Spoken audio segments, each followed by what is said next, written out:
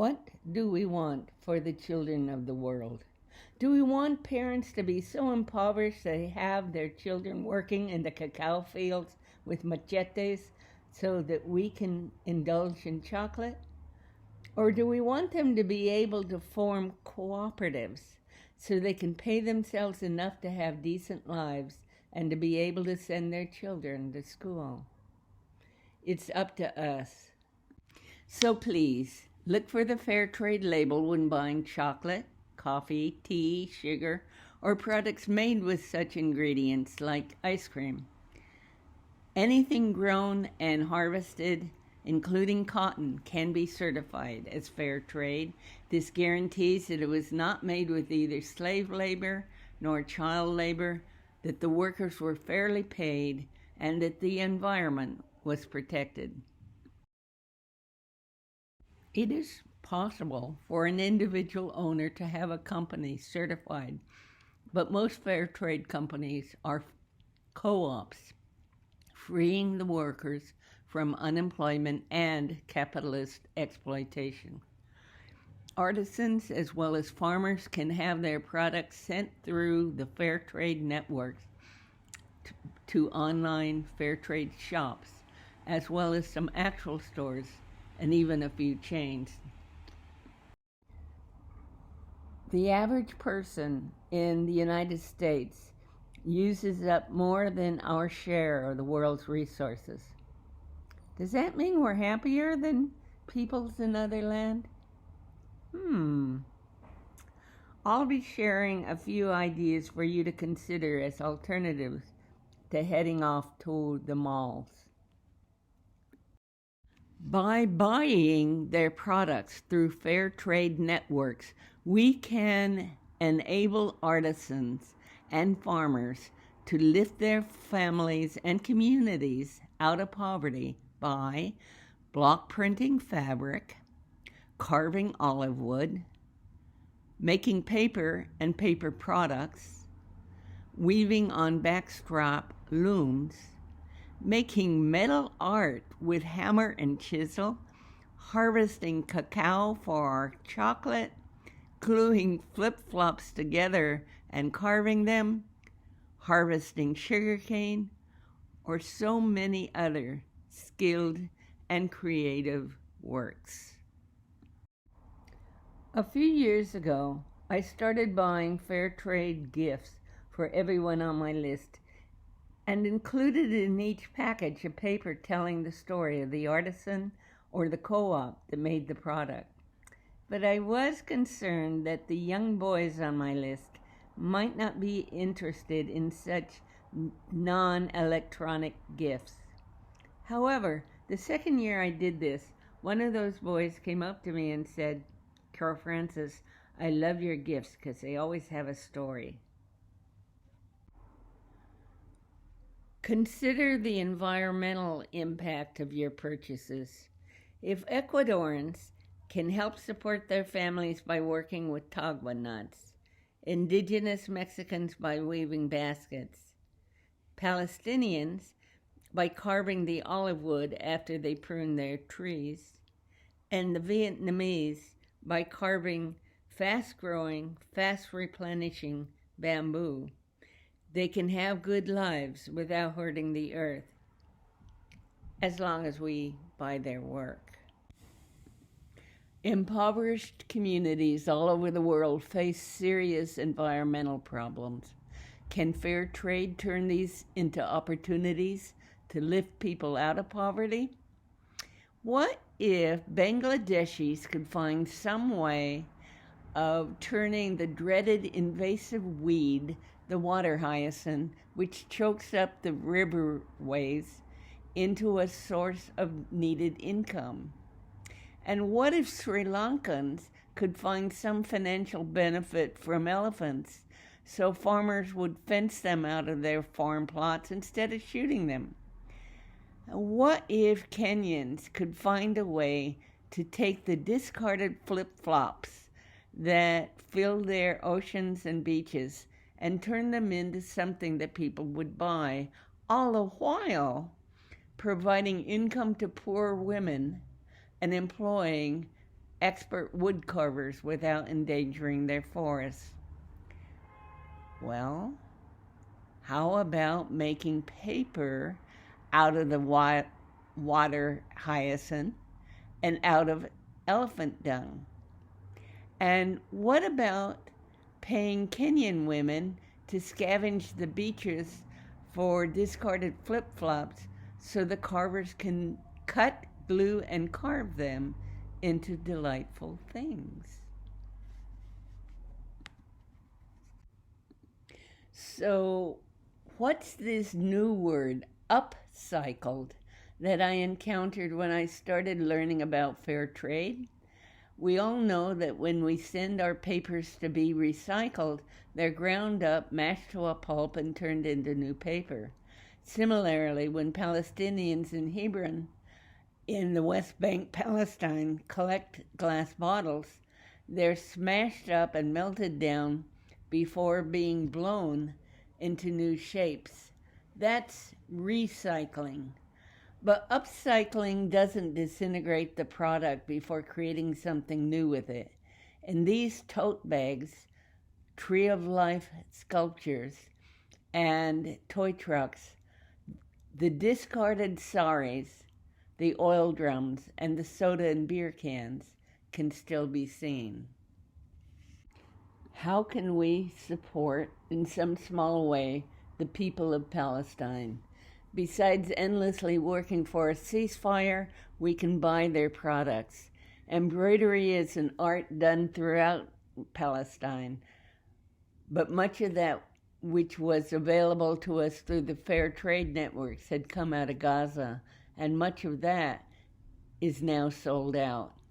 It must be hard to embroider with bombs falling around you, but I hope that a second reason for the products being sold out was a greater demand for them as solidarity with the people increased. One of the websites, Homemade Palestine, offers a way to be notified when a product becomes available again. The blown glass and the ceramics are still accessible, even as Hebron in the West Bank is under constant attack by illegal settlers.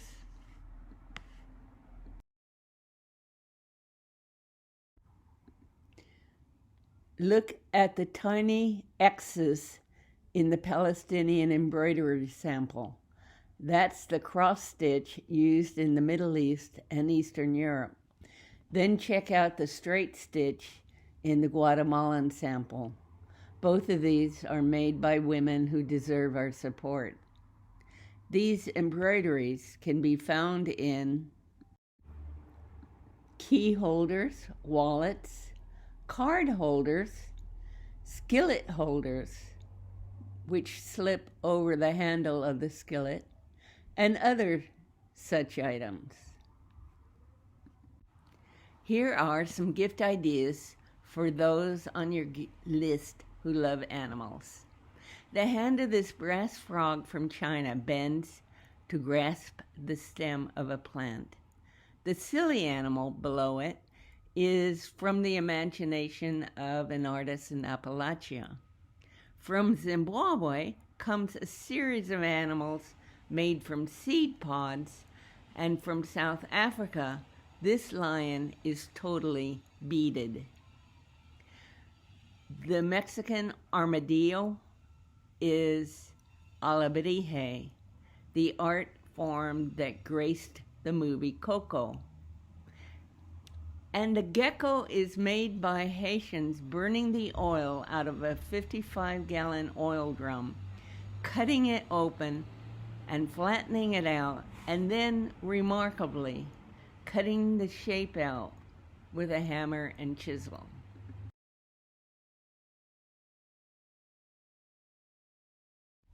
So, what else might the artists of the world interest you in? Ceramics, maybe?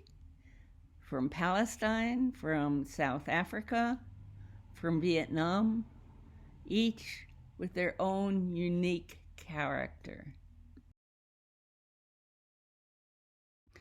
Or maybe something to hang, like capiz, shells, wall hanging from the Philippines, or from Guatemala, a beaded window hanging, or from Bangladesh, a garland made of folded palm leaves. And maybe you have on your list for gift giving some very young recipients. Maybe a bunny rattle from Bangladesh. And these two dolls from Bangladesh are just two of many in an assortment to choose from.